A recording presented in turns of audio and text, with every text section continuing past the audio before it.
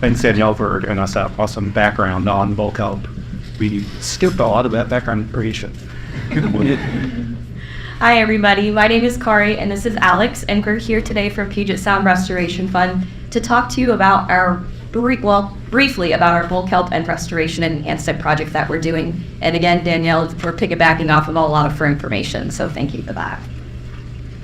Just very briefly, PSRF, or Puget Sound Restoration Fund, is a very small but growing organization. We are members of the Habitat team, along with other individuals on this slide. We've got Sophie sitting here in the back with us, so she's here today too. We work to restore, renew, and recover habitat and species, and our work is carried out on the lands and waters of the Coast Salish and Makah peoples, so we would like to acknowledge that. So just a general overview of our enhancement project. We are currently in our 5th year working on this, and we're using different goals and methods to help trial and just see how we can help restore and enhance bull kelp. We do this at our Jefferson Head site, and this is a vision of what it looks like from the surface once the kelp reaches the surface. But you might be wondering what it looks like below the surface. So this is just a very basic schematic of what our site looks like. We have 4 lines that are roughly 90 meters in length, and I'll get into the different treatments that we'll talk about, but they run parallel to shore, and I'll talk off treatments next. At the beginning of the year, we actually sent a team out to go collect wild kelp reproductive material, which you can hopefully see the contrasted color on this image, and this is Kelpsaurus. From this material, we actually bring it back into our lab setting where we collect spores, and then we allow the sporophytes to settle naturally onto spools of twine for one treatment. And then our second treatment, we actually use lab stored materials that have been kept in the lab, and we use gametophytes, and then we suspend that in an alginate material, and that's our newest kind of trialing method, which we then apply and transfer to spools of twine. In early February, divers like us are ready to outplant that seeded twine. We worked together to deploy both of those treatments, unspooling the twine onto the cultivation lines like you can see here, and those lines are suspended about 1 meter off of the seafloor. In April, we do some juvenile surveys out there, looking along those seeded lines, as well as a wide area search for F2 or second generation bull kelps. Both treatments this year, we had a lot of identifiable bull kelp growth, up to about 10 centimeters. But the growth on the alginate treatment lines was a little bit smaller and less dense than the wild spore lines. That early result was expected, though, due to both the treatments being outplanted at different life stages, right, like gametophytes versus sporophytes. We were also able to find and measure over a dozen F2 plants, again, second generation, which were much larger than that new growth along our lines, which probably due to the natural set occurring earlier in the year than our deployment. This year, we're also collaborating a little bit with the Seattle Aquarium ROV team. We're also conducting surveys of the areas surrounding our enhancement site. Earlier in March, before the kelp really got cooking, we were out there with them and got to see their operation in action. In May, we go out for another round of juvenile surveys. We were just out last week, and we saw a huge amount of bull kelp growing along the seeded lines. You can see in this image here how much bigger these bull kelps are. And they were getting up to 1.5 meters in height now.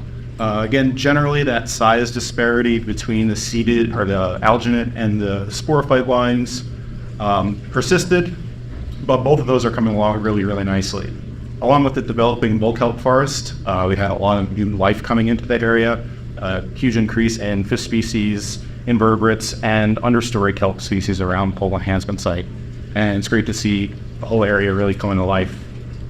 We're also super excited about all the F2s we were able to find this year. Across these 2 rounds of juvenile surveys, we identified almost 30 unique individuals, which blows our previous years out of the water. Some of those individuals were up to 3 meters tall and already developing sorus on their blades. This area is a really important place for the Squamish tribes, so it's great to see natural kelp recruitment again here. So as we progress through the year, we hit June, and about this time the kelp starts to hit the surface. So we begin implementing our next phase of surveying, which includes surface surveys, which we do via paddleboarding. It's really, really fun. So we can do this by boat or by shore. And we have 3 different sites that we actually go and do surface surveys at, including Jefferson Head, which is our enhancement site. We also have Magnolia, which is our geographical comparison site near Seattle. And then we are implementing our newest site, North Beach, which is our source site, which is where we actually go to collect material that we have implemented onto our enhancement sites. So we are on the surface a lot of the summer, but we also want to see what's happening below the surface because it really comes to life as the kelp starts to grow, as you can see by these images here.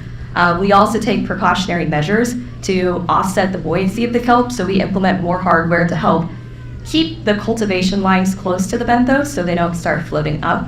And then we do come back in the summer and we actually conduct brief check surveys here to see the change from before we outplanted to after outplanting. Cool. In addition to this enhancement project here, we've also been working with a wide array of partners towards developing a network of kelp index sites at which we've deployed environmental monitoring instruments. The aim here is to kind of keep eyes on the various conditions that our bull kelp forests are experiencing, both for building critical knowledge about Puget Sound's kelp forests and potentially informing future restoration or enhancement efforts. One of these planned sites, Vashon Island one, is actually a partnership with Marauder Robotics, who are developing methods to automate data collection from seafloor monitoring stations like these. Our current monitoring sites include Jefferson Head, Edmonds, and Wing Point.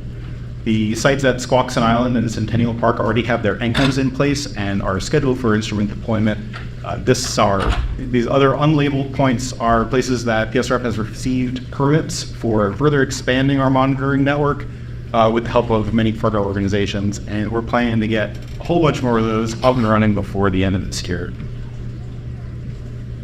So this is by no means an exhaustive list, but we want to thank all our partners and collaborators, which include tribal nations, government, and non-government organizations for all their help and their support. We couldn't do it without them, so thank you.